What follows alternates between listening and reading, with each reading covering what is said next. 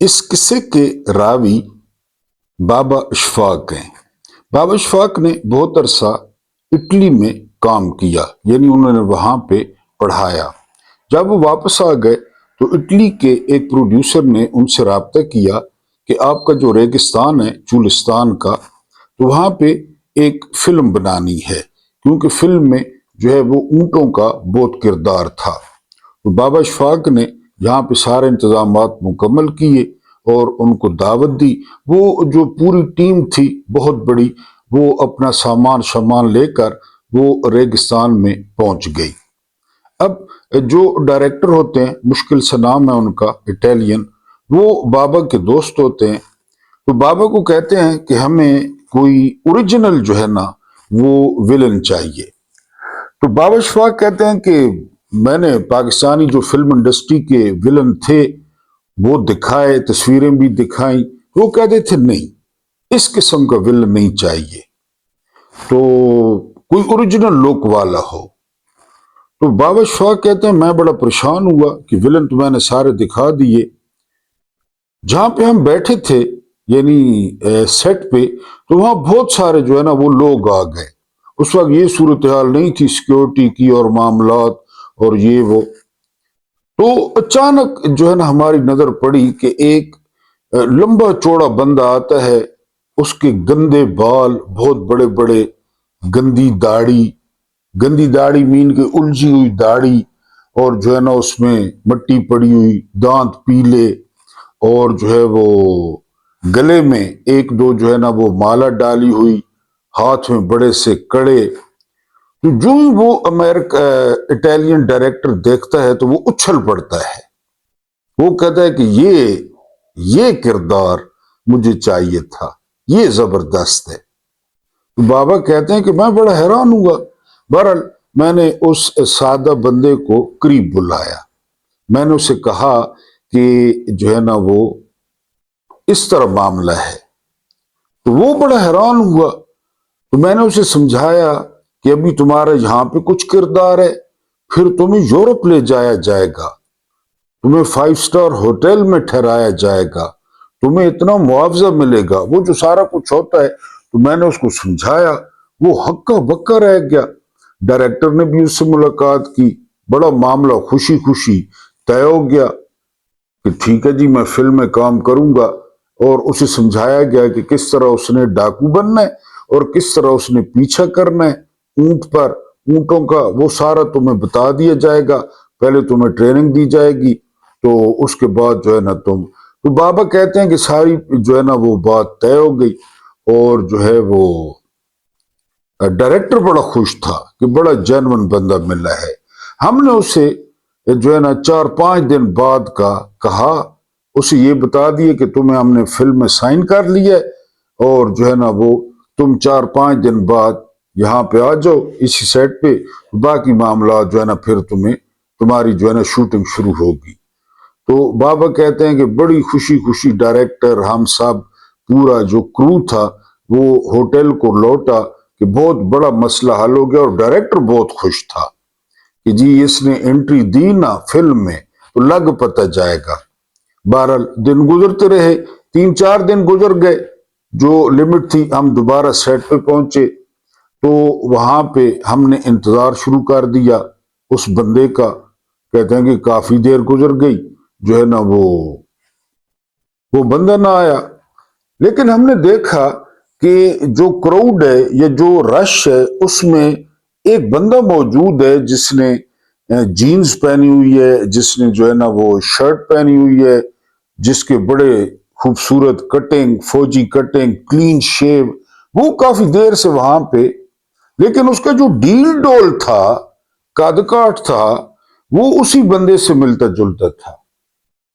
کہتے ہم نے کوئی لفٹ نہیں کرائی، ہم انتظار کرتے رہے اور باتیں کرتے رہے۔ تو وہ جب کافی دیر گزر گئی تو وہ بندہ آگے آیا، اور اس نے کہا اشفاق صاحب کو کہ جی آپ نے مجھے بلایا تھا کہ جی میں نے رول کرنا ہے۔ اشفاق صاحب کہتے ہیں کہ تم کون ہو؟ تو کہتے ہیں میں وہی بندہ ہوں۔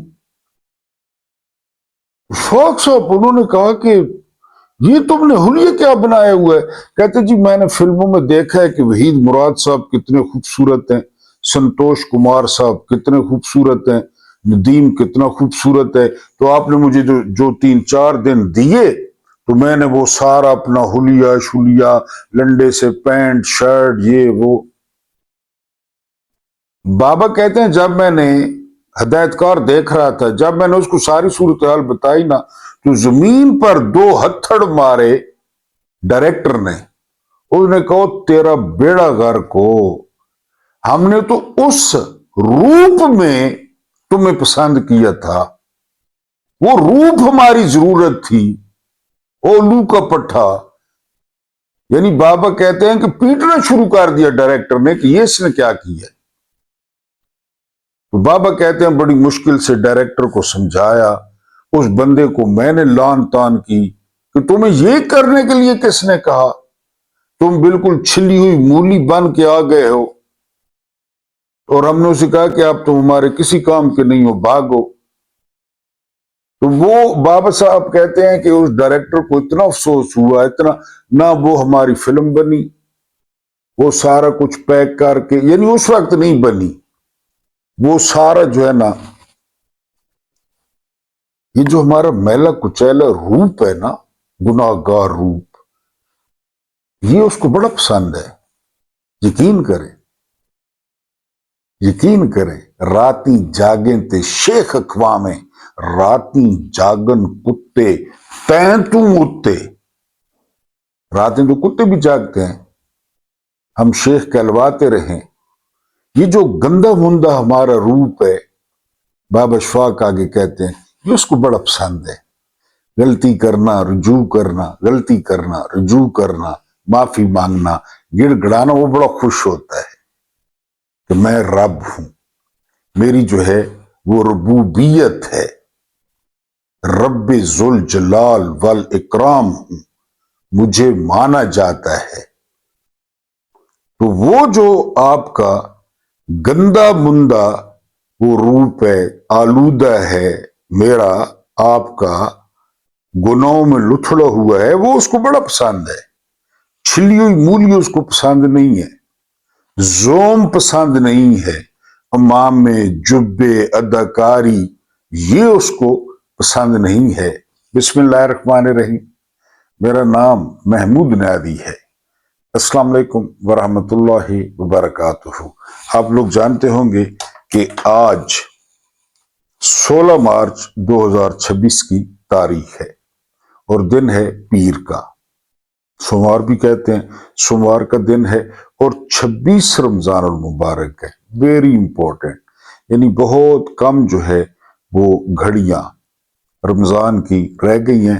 ابھی آپ کے سامنے پیش کیا کہ جس قسم کے ہیں اسی قسم کے اس کے سامنے پیش ہو جائیں، اس سے کہیں کہ وہ معاف کر دے، وہ معاف کر دے، اور وہ جو ہے اپنی رحمت جوش میں لائے، احسان جوش میں لائے، ہمارے ساتھ عدل نہ کرے، ہمارے ساتھ انصاف نہ کرے، ترازو قائم نہ کرے، ہم پہ رحم کرے۔ ہم بہت گناہ گار ہیں، ہم بہت مجبور ہیں، ہماری زندگیاں بڑی مشکل ہیں، ہم بڑے پھنسے ہوئے ہیں، ہم ٹوٹی پھوٹی نمازیں پڑھتے ہیں، ہم ٹوٹے پھوٹے روزے رکھتے ہیں، جو روزوں کا حق ہے وہ ادا نہیں کر پاتے۔ پھر ہماری نوکریاں اس قسم کی ہیں کہ ہمیں بازاروں میں نکلنا پڑتا ہے، کہیں پہ آنکھ پڑ جاتی ہے، کسی طرف ہاتھ بڑھ جاتا ہے، غصہ کر جاتے ہیں۔ تو یہ ساری باتیں اللہ پاک معاف فرمائے اور ہمارے وہ روپ قبول کرے جو ہمارے روپ ہیں۔ اور اللہ پاک آپ کے جو روزے ہیں، آپ کی جو محنتیں ہیں، ریاستیں ہیں، یہ جو آپ کا بھاری دل ہونا ہے، پریشان ہونا ہے روزے کی وجہ سے، تو اللہ پاک اس کو قبول فرمائے۔ آج آپ کے سامنے حسب معمول خبریں رکھنی ہیں، انٹرنیشنل سطح پہ کیا ہو رہا ہے یہ آپ کے سامنے رکھنا ہے، اور ایک آپ کے سامنے وی لاگ رکھنا ہے۔ لیکن اس سے پہلے آپ سے درخواست ہے، آپ سے درخواست یہ ہے کہ آپ چینل کو توانا کریں، چینل کو مضبوط کریں، چینل کی ڈسکرپشن پڑھیں، कल एक बड़ा खूबसूरत मैसेज आया कि आपने 10% हिस्सा रखा हुआ है, इसको या तो बढ़ाएं या कम करें। बड़ा लतीफ़ा पसंद आया। चौधरी फ़हीम अब्बास थे, बड़े प्यारे जो है ना व्यूअर्स हैं, लिसनर हैं। तो आपको बताया बेधड़क आप चैनल को हर लिहाज से सपोर्ट कर सकते हैं, मुझ पे यकीन रख के। आप इसको लाइक कर सकते हैं, आप इसको शेयर कर सकते हैं, आप जो है वो अपने दोस्तों तक इसको पहुंचा सकते हैं। और सबसे इंपॉर्टेंट ये, जिससे हमें फाइनेंशियल फायदा होता है कि आप वीडियो पूरी देखें और आप हमें बिला रोक टोक फाइनेंशियली सपोर्ट कर सकते हैं। जिस तरह मैंने बताया कि हमने रमजान का प्रोग्राम चलाया जबरदस्त, हमने ईदी प्रोग्राम चलाया जबरदस्त। अब बड़ी बेचैनी से ईद का इंतजार कर रहे हैं, आपकी अमानतें बच्चों के स्पुर्द, क्योंकि वो दिन फिर वो दिन होता है ना, ईदी फिर उसी दिन सूट करती है। अब वैसे हमें अगर फाइनेंशियल सपोर्ट करेंगे तो डिस्क्रिप्शन में लिखा हुआ है कि वो जो है ना हिस्सा वो पहुंच जाएगा। और मेरा दिल है कि ये थोड़ा थोड़ा किए करें। मेरा प्रोग्राम है कि मंथली जो है ना 4-5 घराने अपने पैनल पे ले लें, ना आप पे बोझ है, और जो है ना 4-5 घरानों का हम पक्का जो है वो सहारा बन जाए। इस पे सोचिएगा। सबसे पहली खबर, जो नवासा है ना, वो अपने 92 साल के नाना से पूछता है कि नाना जी, आपकी इतनी उम्र हो गई है तो आपकी जिंदगी में सबसे जबरदस्त हुकूमत जो है वो किसने की है? तो नाना जी लंबी आह भरते हैं और वो फरमाते हैं कि मेरी 92 साल जिंदगी में सबसे अच्छी हुकूमत तुम्हारी नानी ने की है। नानी ने। ये हमारी बहरहाल सिचुएशन है, हल्का सा वाकया तो आपके सामने रखना है। डॉक्टर जो हफीज पाशा हैं, अब ओरिजिनल खबरों पे आते हैं। डॉक्टर हफीज पाशा कहते हैं कि हमने जो रखी थी ना, टारगेट रखा था, वो रखा था 2.5 जो है ना वो 3 से 4% ग्रोथ का हमने टारगेट रखा हुआ था। ये अगर 2.5% भी हो जाए तो कमाल है। ये वो मुल्क है, डॉक्टर हफीज पाशा, ये साहब का जो है ना फाइनेंस मिनिस्टर है। यानी ये कहां से रिवर्स किया जर्नैलों ने? 6.1 पे 6.1 पे ग्रोथ चली गई थी कोरोना के दौरान, लेकिन वहां से रिवर्स किया और अब इन्होंने टारगेट रखा था 3 से 4। और हफीज पाशा कह रहे हैं कि अगर ये 2.5% जो है वो हो जाए तो बड़ी जो है वो बात है। अब हम बात करेंगे कि अमेरिका के पास घड़ी है और ईरान के पास वक्त है। ये सबसे पहले अफगान तालिबान ने अमेरिकन को कहा था कि घड़ियां आपके पास हैं, वक्त जो है वो हमारे पास है। ये जरा आपने प्लीज गौर से सुनना है। सुपर पावर अमेरिका की शिकस्त और एक तनहा मुल्क ईरान की तारीखी जीत, इसमें कोई शक नहीं है। ईरान खुदा न खास्ता सारा मर जाए, सारे शहीद हो जाएं, लेकिन ईरान ये जंग जीत चुका है। ईरान ने अमेरिका की चौधराहट वाड़ के रख दी है। अब अमेरिका चौधरी नहीं है। जो अमेरिका व्लादिमीर ज़ेलेंस्की, यूक्रेन के सदर जो है ना वो जो मस्करा है, उससे मदद मांग रहा है, तो आप खुद अंदाजा कर लें। जो सुपर ताकत अपना हुर्मुज़ नहीं खुलवा पा रही, आप अंदाजा कर लें। आज की दुनिया में अगर कोई आपसे कहे कि एक तरफ दुनिया की वो ताकत है जिसका दिफाई बजट अगले 10 मुल्कों के मजमूई बजट से ज्यादा है, और दूसरी तरफ एक ऐसा मुल्क जो 40 साल से पाबंदियों की जंजीरों में जकड़ा हुआ है, ईरान 40 साल से, और फिर भी कमजोर जीत रहा है, तो शायद आप इसे ख्वाब समझेंगे। लेकिन मशरिक वस्ता के मैदान जंग से लेकर सफारती मेज तक हकीकत यही है, अमेरिका ये जंग हार चुका है और ईरान जीत चुका है, कोई शक नहीं है इसमें। ताकत का गुरूर बमुकाबला स्ट्रेटेजिक सब्र। जी, ये क्या है? अमेरिका की सबसे बड़ी गलती ये थी कि उसने समझा कि वो B-52 त्यारों और टॉम हॉक मिसाइलों से नजरियात को कुचल देगा। ये पाकिस्तानी स्टैब्लिशमेंट की भी गलत फहमी है, नजरियात को कुचल देगा। امریکہ نے افغانستان سے لے کر عراق تک کھربوں ڈالر پانی کی طرح بہائے، لیکن نتیجہ کیا نکلا؟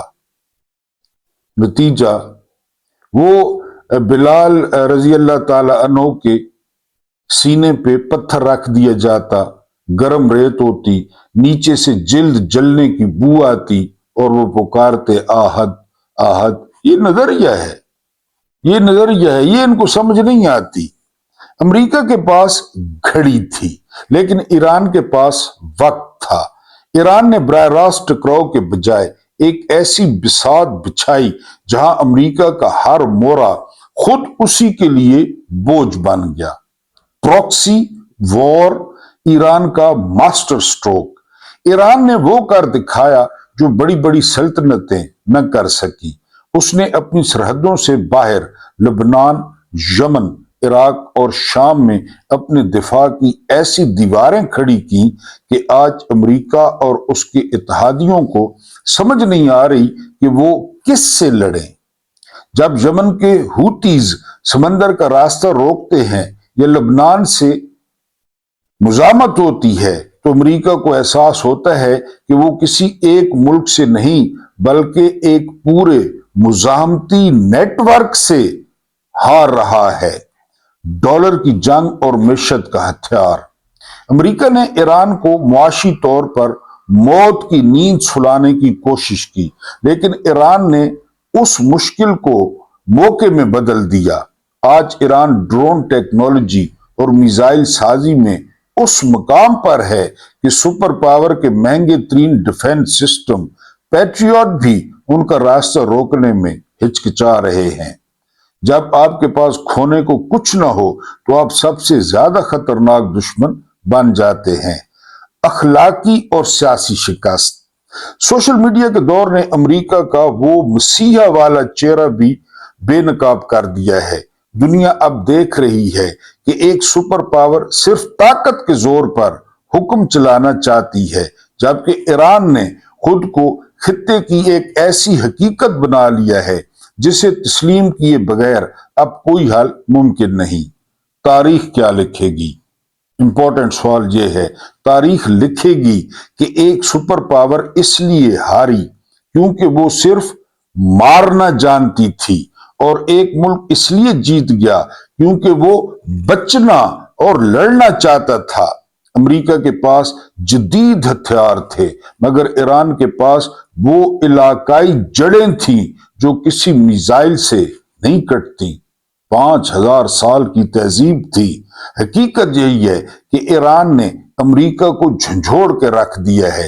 امریکہ کے لیے بہتر یہی ہوگا کہ مذاکرات کا راستہ اختیار کر کے مطالبات پر بات چیت کرے، اور کوئی راستہ نہیں ہے۔ یعنی آپ اندازہ کریں کس کو بلا رہا ہے امریکہ مدد کے لیے؟ پتہ ہے آپ کو؟ چائنا کو۔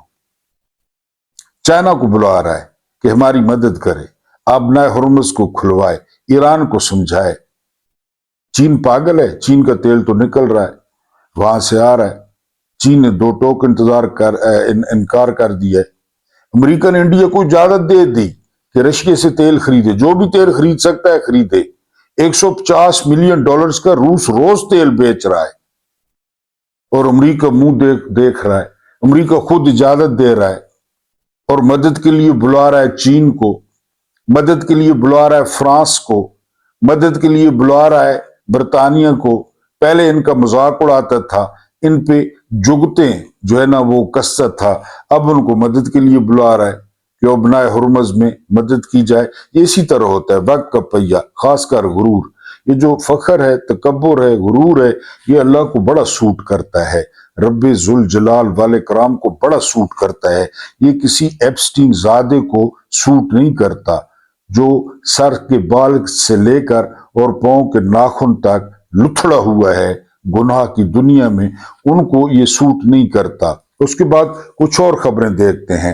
علی لاریجانی، یہ جو ہے سیکیورٹی کونسل اس کے سربراہ ہیں، بڑے پرانے سیاستدان ہیں علی لاریجانی۔ انہوں نے خوفناک انکشاف کیا ہے کہ امریکہ اپنے اتحادی ساتھ ملانے کے لیے کچھ 9/11 جیسا کر سکتا ہے۔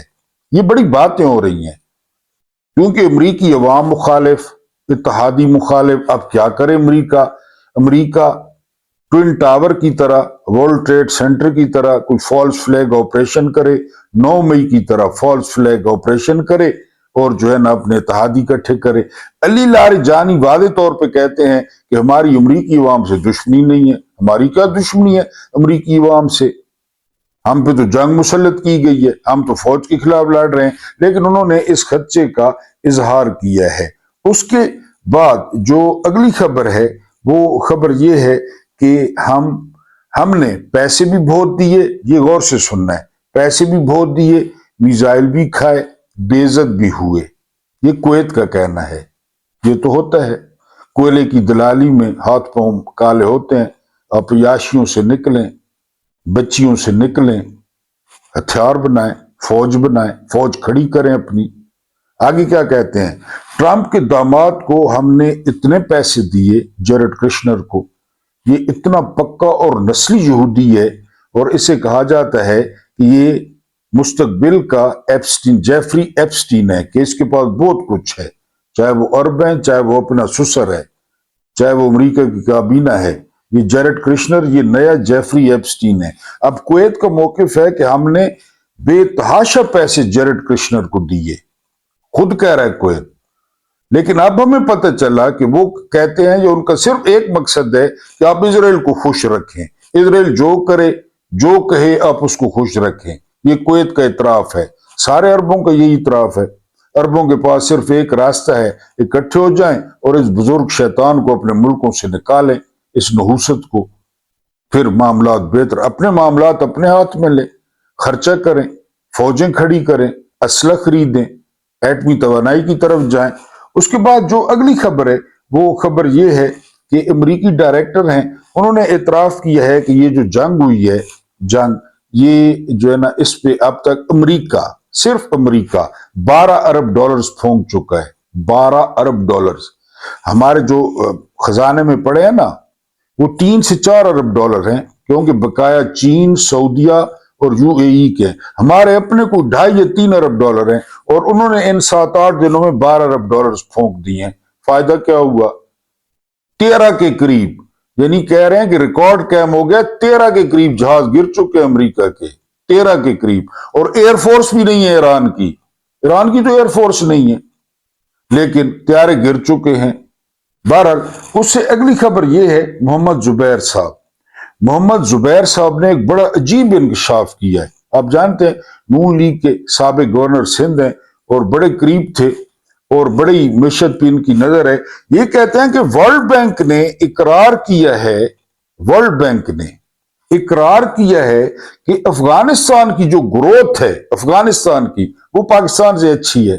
اندازہ کریں، جس پہ ہم حملے کر رہے ہیں کہ وہاں بھی ہمیں سپریم لیڈر کا سر چاہیے، خامنائی کی طرح، ان کی گروتھ ہم سے اچھی ہے۔ اس کی وجہ کیا ہے؟ یہ ذرا آپ نے جنرل جو نانی ہے اس کا آپ نے ملاحظہ کرنا ہے، گورنرس ماڈل، جس کو میئر شرافت سے ہارنے کے بعد مسلط کیا گیا، جو آج کل صرف ایک وجہ سے خبروں میں ہے، اور وہ ہے جہاز 11 ارب کا، ہنی مون، اور وہ کہہ رہے ہیں ہم جس نے کہا اس پہ پرچے کاٹیں گے۔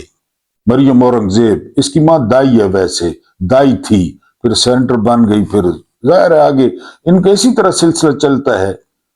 نواز شریف اور شہباز شریف کی ماں شاید آپ کو پتہ نہ ہو، وہ پنجاب اسمبلی کی جو ہے نا وہ رکن تھی، مرنے سے پہلے پوری تنخواہ اور مراد لیتی تھی، ایک دن کے لیے باہر نہیں نکلی۔ پتہ ہے آپ کو اس بات کا؟ ان کی ماں، اور اس ماں کے لیے ایک انہوں نے فزیوتھراپسٹ رکھی ہوئی تھی جو بزرگ کی مالش کرتی، یہ وہ، اس کی فزیوتھراپسٹ کی تنخواہ پنجاب حکومت دیتی تھی۔ پتہ ہے آپ کو؟ اب کہاں سے بچیں گے ان سے، کہاں سے؟ تو بادشاہت ہے، پیچھے جرنیل ہیں، وہ مورچوں میں بیٹھے ہیں کہ آگے کھیلو کودو، جو کرنا ہے یہ سنیں۔ پنجاب گڈ گورننس اور اربوں کے اشتہارات سے ذرا ہٹ کے، وہ جو آپ اشتہار دیکھتے ہیں نا اور جو روڈوں پہ لگے ہوئے ہیں، ان اشتہاروں کے علاوہ ذرا ملاحظہ کریں۔ مریم رمضان دسترخوان بند، کہ جی پیسے نہیں ہیں. کتنا دھوم دھڑکے سے شروع کیا گیا جو ہے نا وہ مریم رمضان اور مریم کے مہمان اور پتنی کیا کیا وہ بند ہو گیا. 20,000 اساتذہ 3 مہینے سے تنخواہوں سے محروم. 3 مہینوں سے. ذرا اندازہ کریں ان کے گھروں کا. لاہور اور صوبے کے سینکڑوں سکول فنڈ سے محروم. بجلی کے بل نہیں ہے سکولوں کے پاس. کیوں پڑھائیں یہ؟ خود پڑھے ہوئے ہیں. نواز شریف کی پوری نسل ان پڑھ ہے. پتہ ہی نہیں ہے کہ یہ کیا ان کے سپورٹر ان پڑھ ہیں. یعنی وہ سکولوں محروم. مریم کلینک آن ویل کھڈے لائن بند. وہ جا کے کوئی کسی کو ڈسپرین دے آتے, کسی کو شوگر کی گولی دے آتے, وہ بھی بند. الیکٹرک بس منصوبہ بری طرح ناکام. کھٹارہ بسیں خالی دوڑ رہی ہیں اوپر دکھانے کے لیے. اس کے بعد میٹرو بس کی سبسڈی ختم, کرایوں میں اضافہ. مریم صفدر ہیلتھ کلینک کے ڈاکٹرز تنخواہوں سے محروم, جن پہ اپنے بورڈ لگائی. اس کے بعد سینٹری ورکرز اور ستھرا پنجاب کے ورکرز تنخواہوں سے محروم. یہ ہے گورنر جنرل نانی. مریم ہیلتھ کلینک کے ورکرز تنخواہوں سے محروم. 2 درجن اور لکھ سکتا ہوں. یہ گورنرز ماڈل ہے جس کو مسلط کیا گیا بڑے دھوم دھڑکے سے. اگلی خبر پہ آئیں. اگلی خبر کیا ہے؟ اگلی خبر یہ ہے کہ ڈیوڈ سڈنی بہت بڑے تجزیہ کار اور بڑے مشہور آدمی ہیں. وہ کہتے ہیں عدلیہ جو فیصلہ کرنا چاہتی ہے تو فوج آ جاتی ہے. پاکستان کی بات ہو رہی ہے. اور پاکستانی عدلیہ مکمل طور پر جرنیلوں کے پاس ہے. کوئی شک ہے؟ یعنی عمران خان نے اسمبلیاں توڑ دی تھی پنجاب اور KPK کی, یاد ہوں گی. عمرتا بندیال اور جسٹس اعجاز الاحسن نے 90 دن کی الیکشن کا فیصلہ دے دیا. DGI اس وقت ندیم انجم سپریم کورٹ پہنچ گیا کہ یہ نہیں ہو سکتا. اندازہ کر, یہ نہیں ہو سکتا. اب یہ نہیں ہو سکتا سے سنیں کہ ہمارا پرابلم کیا ہے. یہ نہیں ہو سکتا. اس کو ذرا آپ نے پلیز ساری جو ہے نا وہ بات آپ کی سمجھ میں آ جائے گی. اس کو آپ نے سمجھنا ہے کہ عدلیہ کے پیچھے جو ہے وہ کون ہے. پاکستان کا سب سے بڑا مسئلہ پاکستان کے کرپٹ جرنیل ہیں. کرپٹ. پاکستان کے تمام وسائل معدنیات پر ان کا قبضہ ہے. تمام فیصلہ سازی پر ان کا اختیار ہے, جس کے سبب 78 سالوں سے ملک و عوام کا حال برے سے برا ہو رہا ہے. اور بے شرم جرنیل اور ان کے ان گنت غیر قانونی کاروبار اربوں ڈالرز سالانہ منافع دے رہے ہیں. اب CSD پہ چلے جائیں, آپ کوئی آئٹم قسطوں پہ لیں, پھر سود دیکھیں کہ کتنا مزیدار. یعنی پچھلے دنوں ایک دوست 1,71,000 کا AC لیتا ہے 1.5 ٹن کا 3 سال کے لیے, تو اس نے واپس کرنا ہے 2,52,000. ذرا نکالیں ریشو. 1,71,000 2,52,000 اور دن میں پتہ نہیں کتنے آئٹم, فریجیں, AC, LED, سارا وہ کتنی گیم ہے. سمجھیں, یہ میں صرف CSD کی بات کر رہا ہوں, صرف CSD کی. سول کا کوئی کاروبار نہیں ہے, عام لوگوں کو کوئی کاروبار نہیں ہے جی. اور اس کے انگنت غیر قانونی کاروبار اربوں ڈالر سالانہ منافع دے رہے ہیں, جس کا کوئی فائدہ پاکستان یا اس کی عوام کو نہیں دیا جاتا. مزے کی بات یہ ہے, کاروبار ہوتا نا تو ٹھیک ہے جی, عوام برابر کے شریک ہیں. میں نے اللہ پاک کو شریک کر رکھا ہے اپنے چینل میں. یہاں پہ نہیں ہے, یہاں پہ سارا کچھ اپنا ہے. 5 انگلیاں گھی میں اور سر کڑائی میں ہے.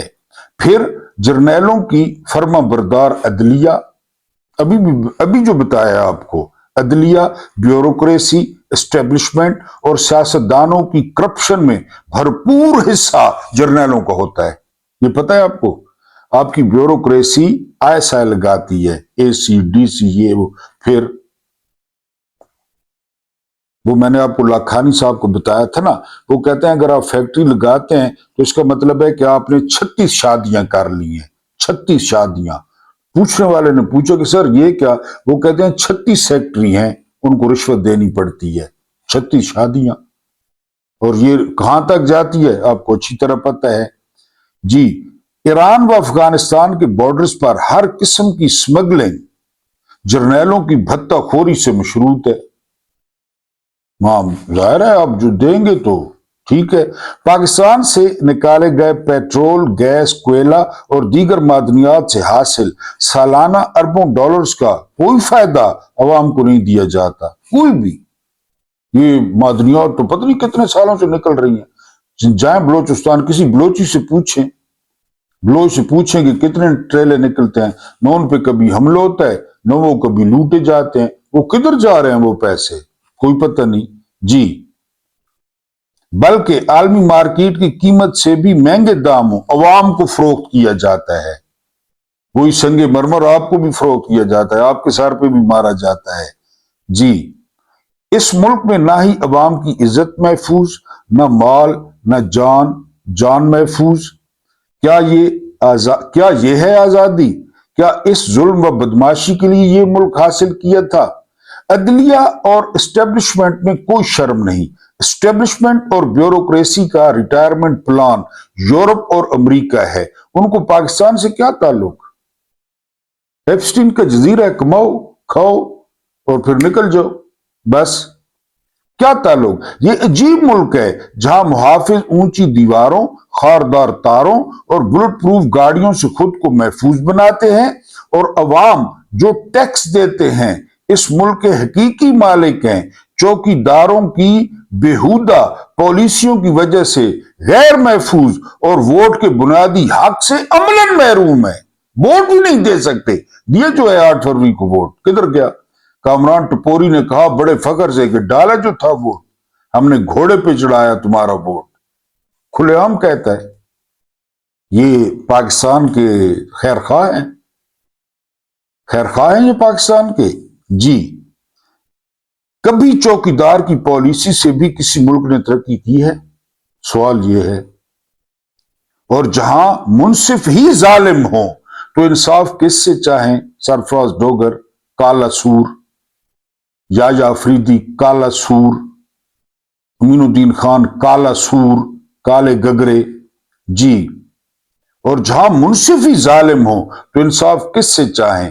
اللہ پاکستان کو حقیقی فلاحی ریاست بنائے اور مخلصین کی حفاظت کرے، آمین۔ اور آخر میں صرف یہ کہوں گا کہ اگر نتن یاہو جیسا ظالم جہنم واصل ہو سکتا ہے تو ہمارے والے تو ہیں ہی ہیجڑے، ذرا ہمت تو کریں، ہمت تو کر کے دکھائیں کہ جی وہ کس طرح جو ہے نا وہ جہنم کا ایندھن بنتے ہیں۔ یہ پاکستان کا جو ہے وہ سب سے بڑا مسئلہ ہے۔ اب سہیل آفریدی نے اعلان کیا ہے احتجاج کا، تو سہیل آفریدی کو 2 چوائسیں دی گئی ہیں، ایک ہے کہ جی عمران خان اور ایک ہے کرسی، کیونکہ الیکشن کمیشن کی تلوار لٹکا دی گئی ہے اس کے سر پہ، اور 9 مئی خود ہی فرانزے کروا لیا، خود ہی سارا کچھ، یا 9 مئی میں 10 سال یا 15 سال یا پھر الیکشن کمیشن نااہل قرار دے گا۔ اب سہیل آفریدی پہ ڈیپینڈ کرتا ہے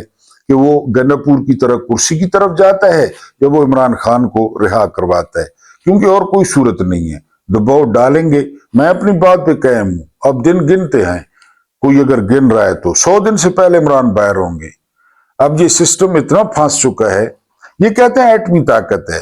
میری عمر کے بندوں کو USSR یاد ہے؟ سوویت یونین، دنیا کے سب سے زیادہ ایٹم بم تھے اس کے پاس، امریکہ تو اس کے سامنے کچھ بھی نہیں بیچتا تھا، معیشت نے توڑ دیا، لوگ بھوکے مرنے لگے، 15 ملک بن گئے۔ تو یہاں ایٹمی بم کیا کرے گا؟ جس طرح یہ ملک چلا رہے ہیں کیا کرے گا ایٹم بم؟ ایٹم بم روٹی دے گا آپ کو، نوکریاں دے گا؟ یہ جو لوگوں کی تنخواہیں رکی ہوئی ہیں ایٹم بم تنخواہیں دے گا؟ بہرحال یہ جو ہے نا سہیل آفریدی کو چوائس دی گئی ہے، اور سہیل آفریدی بلا سوچے وہ عمران خان کو آگے رکھیں۔ بہت ہو گیا، یہ لاتوں کے بھوت ہیں، کبھی کون سی شرلی چھوڑتے ہیں، کبھی کون سی شرلی چھوڑتے ہیں، لیکن یہ لاتوں کے بھوت ہیں۔ 1-2 خبر آخری آپ کے سامنے رکھنی ہے۔ کینیڈا کے جو صوبے مانیٹوبا کے وزیر اعلیٰ ہیں، وہ کہتے ہیں کہ یہ ساری کی ساری جنگ یہ ایپسٹین فائلز کی وجہ سے ہو رہی ہے۔ یہ ہم بھی کہہ رہے ہیں، کہتے ہیں لیکن اسرائیل جو ہے وہ اس میں تباہ ہوگا۔ اگلی خبر وہ یہ کہ امریکہ اسرائیل کا ساتھ مت دے، یہ دنیا میں آگ لگاتے ہیں۔ یہ جو ہے کہنا ہے اسپینش وزیر اعظم کا، بڑا دبنگ بندہ ہے، کہتا ہے کہ یہ یہودی دنیا میں آگ لگاتے ہیں، ان کا ساتھ نہ دو۔ اور آخری خبر، یہ لانتی کسی دور میں بڑا جمہوریت پسند تھا، لنڈسے گرہم سینیٹر ہے، یہ کہتا ہے کہ یو اے ای نے اگر انکار کر دیا ایران پر حملے سے تو پھر امریکہ بھی نہیں لڑے گا۔ اب بات یہاں تک آ گئی ہے، یو اے ای پہ بات آ گئی ہے، یو اے ای پہ کہ وہ حملہ کرے ایران پہ۔ بہرحال وہ سپورٹ کا لازمی سوچنا ہے، 4-5 خاندانوں کو ہم نے اپنے پینل پہ لینا ہے، اور چینل کا میں نے آپ کو بتا دیا ہے، آپ اس کو سپورٹ کریں ہر لحاظ سے، فائنینشیل بھی سپورٹ کریں۔ اللہ پاک آپ کو آسانیاں عطا فرمائے، آسانیاں بانٹنے کی توفیق عطا فرمائے۔ میرا رب کریم آپ کے اور میرے مرحومین کی مغفرت فرمائے، ان کے ساتھ عدل کا نہیں رحم کا اور احسان کا معاملہ فرمائے۔ مجھے برداشت کرنے کا بہت بہت شکریہ۔